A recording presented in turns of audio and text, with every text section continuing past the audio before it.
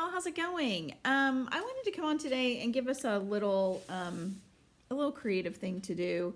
It gets kind of boring and basic being in your house all day and not having stuff to do. And we need to be creative. We need to keep creating. And this is really discombobulating because the iPad camera is not in the place where I need to be looking. It drives me crazy. Anyway, I'm hoping this is actually live because I was having some issues before, so I'm looking on my Facebook page to see, make sure that I'm doing this correctly. This is only the second time I've done it, so I want to make sure I am. Anyway, okay. So the thing that we're going to do today is a really simple project, and you can do either, you can use either felt, fabric, or paper. If you use fabric, it's not quite as sturdy as the felt or the paper, so that might give you some issues. But yeah, it can definitely be done. So I'm gonna switch us over. All right, so look, this is so cool. All right, so this is what we're going to be doing today. It's a sweet little flower. It's really, really simple. And like I wrote in the comments that, I'm still trying to figure out exactly where to put it best. Okay, so I wrote in the comments that you can definitely, sorry, lost my train of thought because I was making sure it was live. Yes, we're live. Okay, good. That did not work the first time, but now it is working. Okay, so this is any skill level, absolutely. It's fun for me, and I do stuff like this all the time. But it would also be fun for somebody who didn't do this very often, and is just, new to crafting like this or whatever. I used felt for this one. It can be the felt that you get in Hobby Lobby that you might have hanging around your house, or it could be, this is wool felt. So yeah, it could be either or. If you use fabric, you might have to double it up. I know it's just not very sturdy, so that might give you some issues. All right, so let's make one. Okay, so for the felt one, and because it's fabric, I have fabric scissors. Yes, I have paper scissors and I have fabric scissors because once you start cutting paper, it will dull your scissors, so don't do that. Okay, so I'm gonna put this to the side a little bit. All right. So what I do with this is I cut a square, and I am just freehanding this because the shape is not crucial at all. So you're gonna cut a circle-ish. So really just a circle shape. Now you can draw on this, you can draw a circle on here with a pen if you want to, whatever. You don't have to. If you've got a little one doing this with, say you wanna do it with paper, and you've got a little one do it, draw a circle for them. It's good scissor practice too, frankly. But as you can see, kind of a circle, not really, but kind of. Okay, so there's layer number one. Now, you can do this either way. You can start with the largest and work smaller, or you can start with the smaller and work to the largest. It doesn't matter, it's up to you totally. I'm starting with the larger one just because that's what I picked up. Okay. So let's do layer number two. Again, y'all, so hard. I'm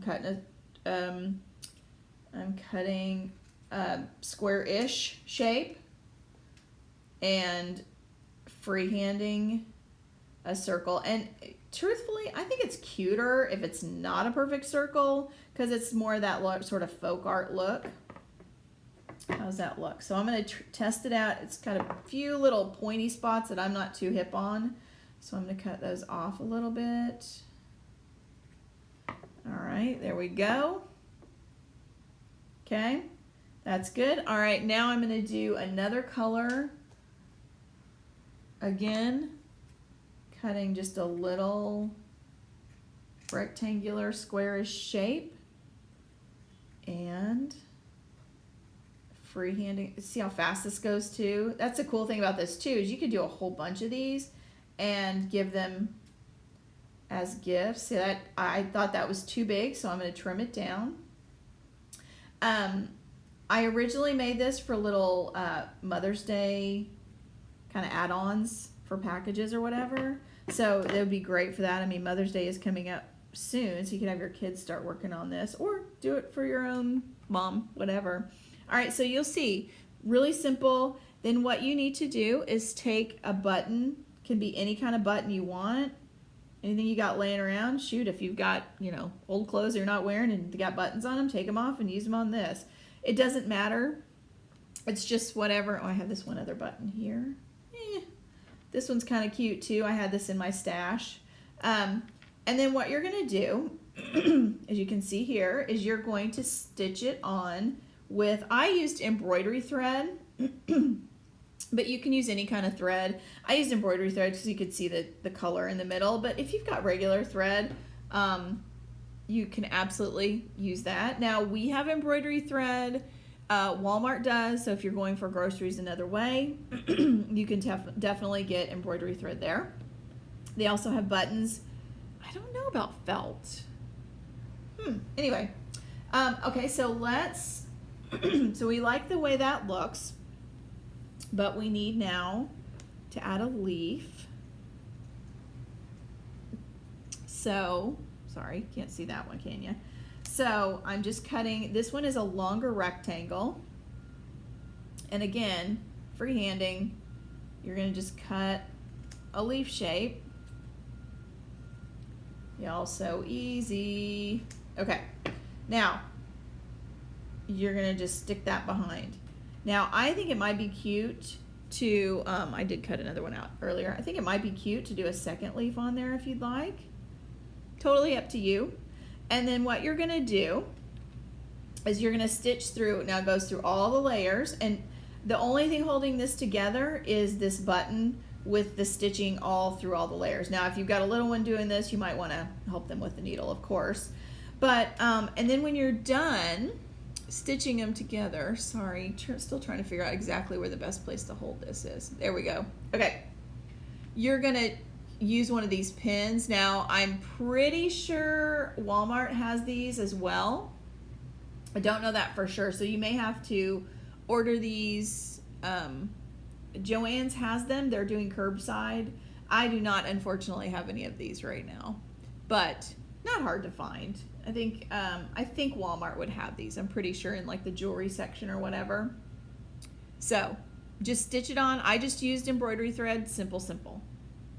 Okay, and there you go. There is a sweet little pin, decoration, whatever you want to do with that. Okay, the other way to do it, I'll put these off to the side. The other way you can do it, especially if you've got littles, is to use construction paper or scrapbooking paper. And I've got, let me move these out of the way. I've got some really pretty, this is scrapbooking paper. And, oh, I use this one first. Let me do the square of this one first. And I've got my paper scissors. And again, just cutting a square. Again, make it as big or small. If you want to do a really big one, that would be kind of cool too. And again, I'm just cutting, freehanding a circle. Again, if you have a little one, you can always draw it on there. Or if you're, you know, not all that crazy about cutting freehand, draw it on there. And you can even draw on a regular one if you really want to kind of, if you're kind of particular like that, it's all good. All right, but what I do with this first, before I put them together, is I'm going to kind of bend it a little bit, but not really. I'm not bending it like it doesn't have a crease, but I'm kind of shaping it a little bit with my hands. And I'm just going around in a circle and bringing the edges up a little bit. So you can see it kind of bent it a little bit, okay? And that just gives it some dimension. So we're gonna leave that there. I'm gonna get my next paper. Again, any color you like, if you know who you're giving it to, what color they love, make it in that. All right, again, freehanding a circle. Again, I think it looks more fun if it's not perfect. Okay, I'm still making this one too big, so let me cut it down just a little bit more. And that's the beauty of this too. Start a little bit bigger, and if you want to, you can always cut it down more. And I'm going to do the same on this one. I'm just going to go around a circle and kind of bend it to give it some dimension.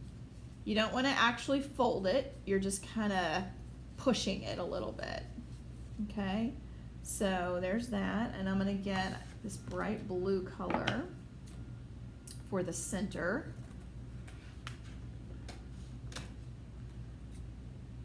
And again, circle-ish kind of shape. I think that's going to be too, oh no, it's, well, I cut a little bit more off of it. It's the beauty of this too, you can go do it as you go. That one's too big of a point for me. All right, so I'm going to do the same thing. I'm going to kind of fold it, not fold it, I'm going to kind of shape it a little bit. Okay, and that goes in here. Now, I have a couple of different buttons that I could use. I have that. I found this in my stash, kind of cute. Or you can do any kind of a color. Not too hip on that color with it, but it gives you an idea of, try some things. And the other thing is too, when you're putting them together, they don't have to be exactly centered. Now you can use tacky glue, you can use a paper glue, you can use craft glue, you can use, you know, regular white school glue. Any of those will work. Just make sure it's got good contact. Oh, I almost forgot the leaves. Okay, so I'm gonna do, again, I just pulled a green, and frankly, it doesn't even have to be green. Do whatever color. If you want to do fantastical leaves and do them like, you know, purple and pink and yellow, yeah, it's totally up to you. All right, so just so y'all can see what this is gonna look like. I don't like that button, that's ugly. It's ugly on there anyway. It's not all that awesome, but it's at least a better way to see it. Uh-oh. Yeah, mine's not glued, obviously. But anyway, isn't that cute? And this would be really great to send a card if you know somebody that's stuck at home and they really can't get out, like maybe an older person that is immunocompromised or anything like that. Who would have thought we would say that as a normal normal thing that we say during our daily life, but that's what we do. But if you know somebody that could just use a pick-me-up, you can make a little card and put these sweet little flowers on there, and maybe even add another one. And then I took one and I drew the veins. If you want to decorate it a little bit more, you can do that as well. I don't think it necessarily needs it, but it's kind of sweet and it's kind of fun if your kiddo wants to do a little bit more, or you like to make it a little fancier. That's good too. There you go. All right, so those are some things for you to do when you're stuck at home or you need a little craft time. You know, all these new homeschooling parents need a little art time, so that'd be a great way to do it. And I believe I have a printed tutorial on this in my vast archives of crafty things that I've done. If so, I will post this as well, and then you can have the handwritten one too. But I mean, you saw me make it. It was so easy and so fun. So yeah, I would love to see if you do them. Please post under here or make a post for Yarn Texas or on my regular wall, because I just love to see what y'all are making. So, all right, I will hopefully be doing more of these. I'm really enjoying the idea of bringing what Yarn Texas does to you. Let me switch back over here. I really enjoy being able to bring you some creative things. I mean, we are open. Yarn Texas is open, but only for like curbside and stuff like that. So I don't have a lot of people in here, y'all. I have spread out. I've got sewing going on. I've got paper crafting. I've got, I have a poncho blocking over here. I've been doing lots of photographing because I'm getting everything online. So yeah, so it's a lot of fun. So I will see you soon with another craft project.